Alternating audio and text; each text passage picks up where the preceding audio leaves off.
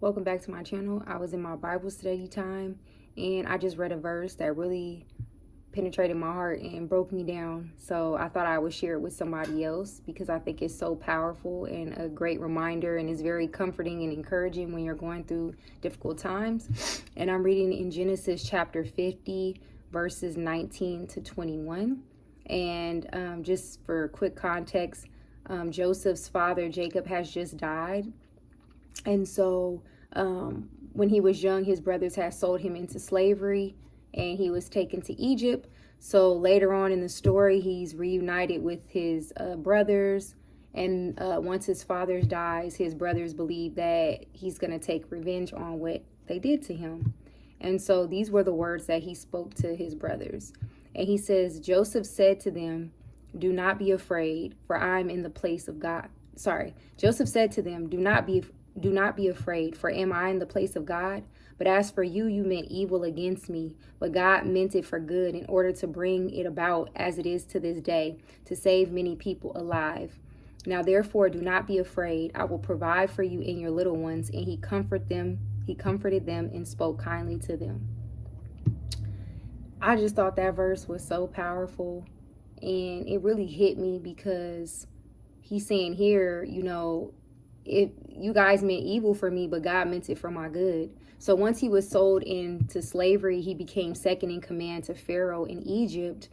And later on in the story, once a famine hit, he was able to store enough food and, be able to help feed and distribute the food to the people in the land. So I encourage you guys to go and read. This is just a short, summed up version of what happened. But basically, once he was sold into slavery, he became second in command. And once he became second in command, Pharaoh had a dream.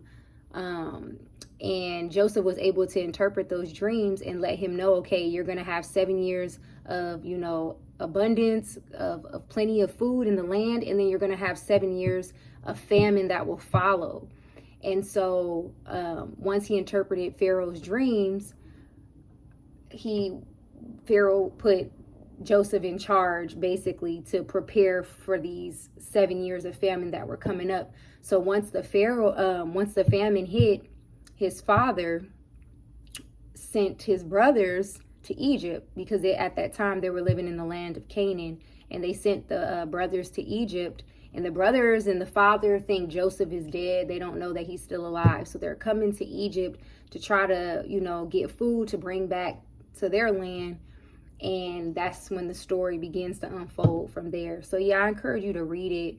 But I say all that to say this. I'm just giving some background for people that may not be believers, or they don't know what I'm talking about. But here, he's telling his brothers, like, yeah, you sold me into slavery. You meant evil, but God turned it around and made it for my good. He said, basically, like, God has taken something that's so painful, because think about it, you being separated from your family, your own siblings sell you, now you're in this strange and foreign land. And even in the midst of that, God elevates you to second in command. And now you're distributing and you're saving all these people. You've planned for this famine. You pretty much saved the lives of all the people in the land and other lands that are coming to Egypt to get food. How powerful is that? And then to see your siblings later in life and not take revenge. He was in a position of power where he could have had his brothers killed. He could have made his brothers be slaves. He can say, you know what, I'm going to take revenge. You sold me into slavery. Now that I'm second in command over Egypt, now I can make you my slave. He has so many opportunities to do that, and he still shows so much mercy and so much compassion. And it just shows just the saving work of Jesus Christ. Because we have to remember, when we're reading the word of God, that we're looking at it through the lens of Jesus Christ. All these were foreshadowing and pointing to the ultimate, the ultimate forgiver, the ultimate sacrifice. And it just made me think of, different people in my life that have hurt me, and me just going through a really, really, long period of depression and not really knowing how I was going to get through. And, you know, we've all been brokenhearted, or we've all had things happen to us in life, and we just sometimes question God, like, why are we going through this? And a lot of times we bring these things on ourselves out of disobedience, or God told us not to do something, we did it anyways, and now we're suffering the consequences for it. But sometimes people just treat you ways that are not warranted, that you don't deserve. You know, you've been good to them, and just you're being met with just coldness, you know what I mean? And later in life, you come to see that that was for my good. Something that I wanted so bad, you know, and it didn't work out. I'm actually doing better now. I actually can see the light now. I actually can see my worth now. It actually pushed me and thrusted me to where God really wanted me to be. Not where I thought I needed to be, but where I needed to be. And that was such a powerful thing, such a powerful thing. You can just really think back on times in your life where you're just like, how am I going to get through this? Like, I'm so sad, I'm so depressed that I don't even want to live. And once you get through those things and you're in position, now you can look back and say, okay, now that makes sense. I see why that person was removed from my life. I see why I was taken out of that situation. I see why I had to endure those things, because it's preparing me for this moment. And I was like, wow, this is powerful. This is powerful.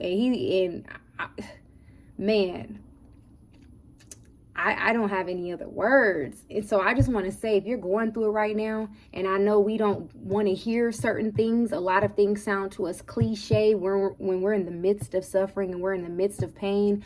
We don't want to hear, oh, it's for my good, or, oh, that's because something better is coming. Like, we hear those, and that's not what we want to hear when we're in pain and when we're suffering. But the reason everybody's saying that is because it's true.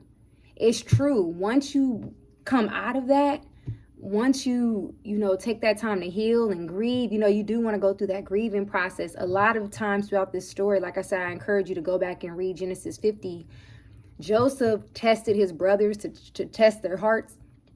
A lot of times throughout this story, he's wept and broke down.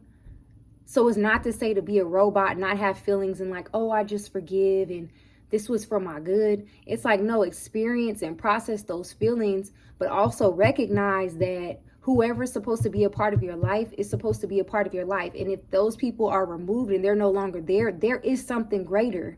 And you may not want to hear that right now, especially if you're in the midst of it, especially if you're going through a painful situation. You lost a friendship, you lost a relationship, you lost a job, whatever it is that you lost. You may not want to hear this, but you got to. You got to go through it. You got to experience it. You got to feel it. But believe me, when you come out on the other side, you feel so empowered. You feel so empowered. You learn so much. You learn how to not let people play with you the next time. You learn how to navigate a certain situation, what you would and wouldn't do. You learn how to, over time, forgive yourself. Sometimes we've done people wrong, or we've let people treat us a certain way, and we know we was worth more than that. You know what I mean? And it opens your eyes. It puts you in a position to reevaluate, okay, how am I going to move differently next time? How am I going to not let people play with me like that next time? How am I not going to put myself or avoid this type of situation or these type of people? It's always better on the other side. You only can go up. You only can go up. But the thing about it is we're creatures of habit, and we like to be comfortable. We like to be comfortable even if it's hurting us, because we're scared of what's to come. We're scared of the unknown. We're fearful of stepping out of our comfort zone, or meeting new people, or trying new things, or doing new things. We let fear hold us back. We let bitterness hold us back. We let unforgiveness hold us back. And so this story was just so beautiful. Joseph, even with him being sold into slavery, he was actually thrown in jail at one point in the story. And to kind of rewind a little bit, earlier in the story, the reason his brothers even sold him into slavery was because they were jealous of him. He had told them earlier, as a young boy, he had a dream, and he told them, in the dream, that he seen his brothers bowing down to him, and even his own parents bowing down to him. And them hearing that dream, it made them very envious of him. Like, how dare him say that about us? And later in life, you see it come to fruition. You see it come to pass. And that's another message in itself.